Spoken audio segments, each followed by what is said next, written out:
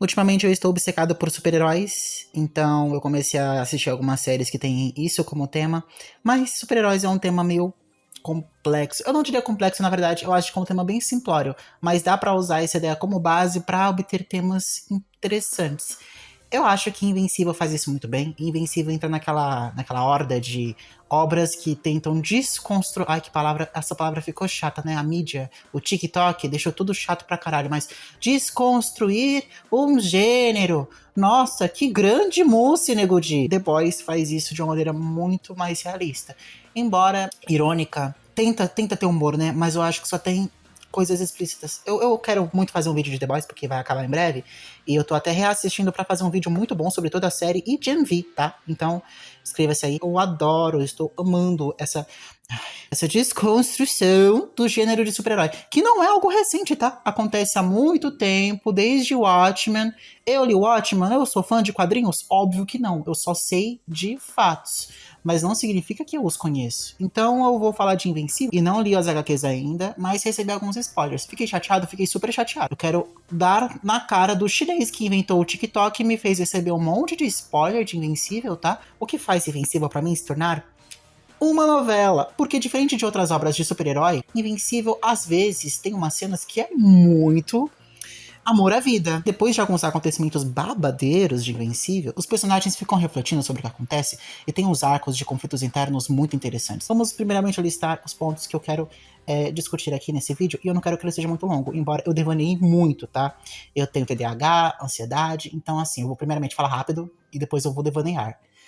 Acostume-se e é isso. Eu assisti Invencível quando lançou a primeira temporada, e eu lembro que quando eu assisti eu fiquei, nossa, gente, que babado. Porque eu não conhecia essa quebra, né? No meio do gênero de super-herói. Pra mim só existia Marvel, gente, desculpa. Era só Marvel e DC.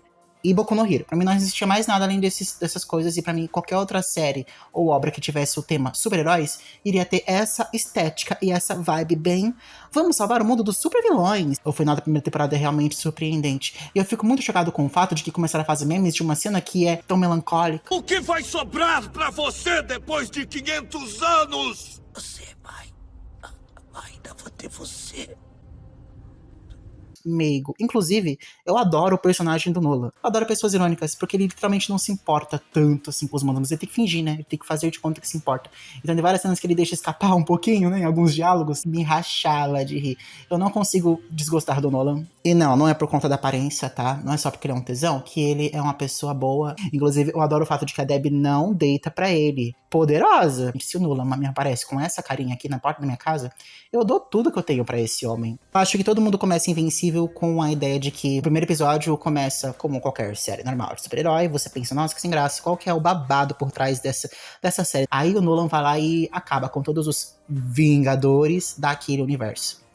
Menos imortal porque o nome faz jus, o cara é pica, o cara é imortal mesmo. Ele realmente volta inúmeras vezes na série, eu acho isso interessante, né? Eu acho que a primeira temporada cumpre bem uma temporada pra apresentar um universo em que os super-heróis são levados um pouquinho mais a sério, mas ao mesmo tempo pega toda aquela essência que é super estranha dos super-heróis. Tipo, alienígenas do quinto dos infernos querem a Terra. Tem um inferno. O inferno existe em Invencível, tá? É um universo que existe ficção científica, magia, o inferno, Viltrumitas, alienígenas. Já falei alienígenas? Não lembro. É um universo com todas as ideias que os escritores tiveram para o universo de super-heróis em um universo só. E tudo cai nas costas do Mark. E por isso que ao longo da segunda temporada a série se torna um pouco de slice of life em alguns pequenos momentos ali, porque pensa numa série que tem luta, gente. Mas tem algumas cenas que a gente só vê o Mark vivendo a vida dele, só que ela é tão fodida. O Mark é uma pessoa com inúmeras responsabilidades e traumas, né? E eles só aumentam ao longo da série, eu acho isso incrível. Por alguns instantes da minha vida, eu me tornei um super-herói extremamente poderoso, que todo dia é um dia de um novo trauma. Se você perguntar, qual que é um traço interessante de personalidade do Mark? Ele é um cara legal e normal, mano. Ele é um cara branco, hétero, comum e normal. E, sinceramente, tá ótimo. Que o que faz esse personagem se tornar complexo é o fato de que ele é só um humano comum. Nisso de normalidade, de uma vida humana efêmera, vai dar a quebra de expectativa mediante o fato de que ele é um Viltrumita, com uma vida eterna 1000 vezes mais poderoso que prefere proteger a humanidade, porque na cabeça dele ele sempre vai ser um humano, porque ele foi criado como humano, né? E aí a gente vai pra outro tema que eu quero muito discutir, que me imagino no lugar da Deb, né? Porque eu ainda sou um humano, né? E eu me identifico com a diva. Ela tem que cuidar do filho da amante do Nolan, o cara que ela já amou. E ao mesmo tempo, ela é tão madura que não coloca nenhuma culpa no Oliver. Na verdade, ela entende ele e fala, mano, tadinho, eu sou uma criança. E pra piorar, ele cresce muito mais rápido do que uma criança comum.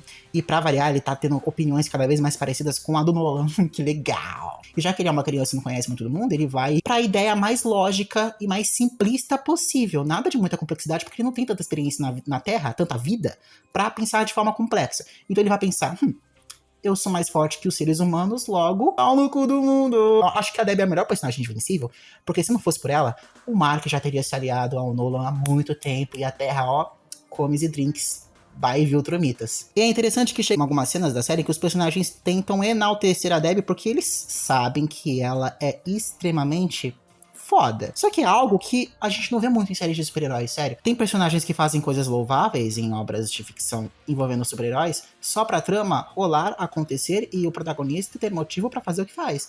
Mas além da Debbie fazer isso, ela é enaltecida e ela é desenvolvida também. Então é algo que eu veria muito mais num livro, num romance escrito, do que numa série como Invencível. Em qualquer obra seria superficial, mas aqui não é. Mas não é toda série que tem tudo de bom, né?